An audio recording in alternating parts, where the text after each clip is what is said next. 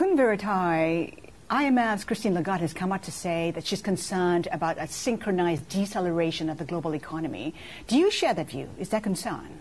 Well, we have seen decelerations of economic growth across different continents, particularly among the major economies. But the U.S. economy this year, I think, should hold up nicely.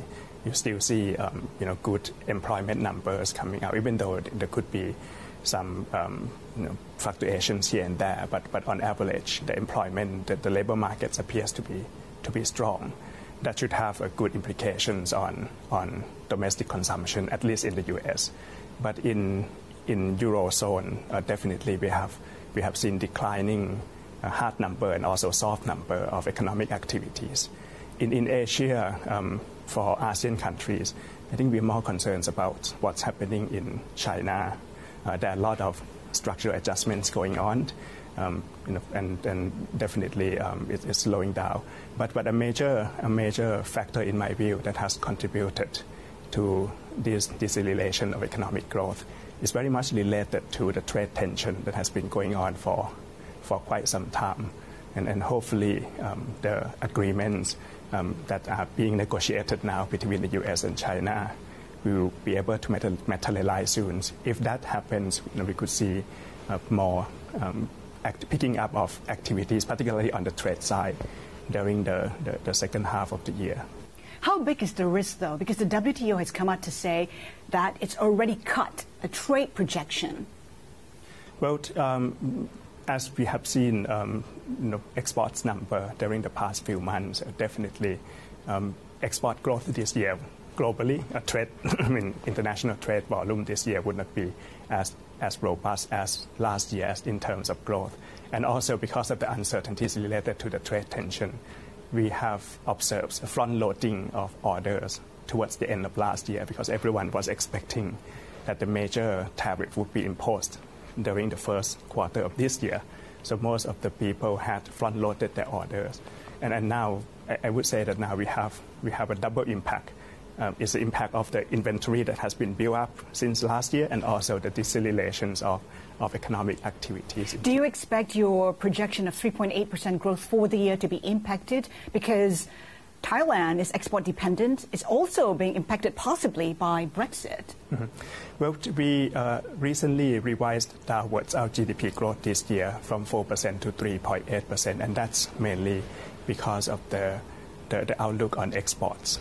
Are you likely to cut your projection further? Is there a risk of that happening? There is definitely a downside risk that we have incorporated a certain amount of downside risks in our projections, but we do review our forecast on a quarterly basis. You raised your rates in December for the first time since 2011.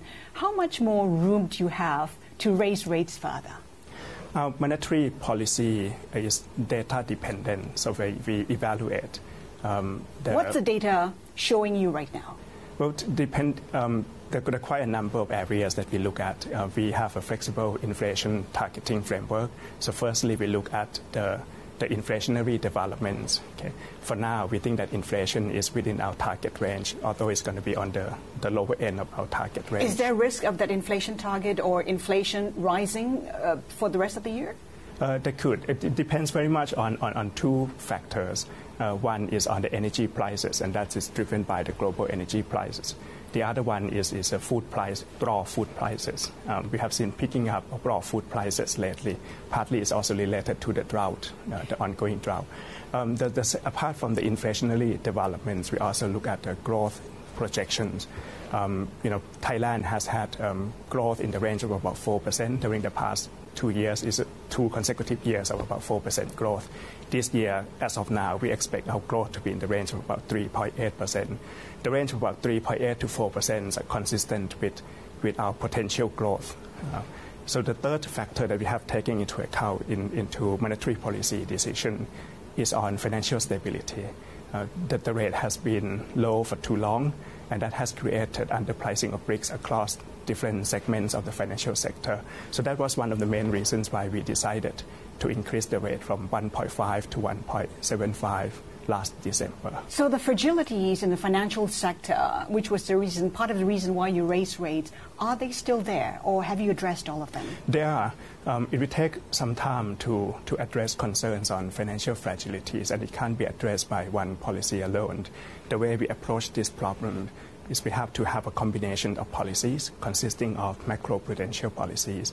Our new underwriting standards on mortgage loans became effective only 2 days ago on the 1st of April. We also issue new regulations on credit cards and on personal loans. So the first set would be on macro-prudential measures. The second set would be related to micro-prudential supervision of each financial institutions. And the third set would be related to the broad monetary policy stance.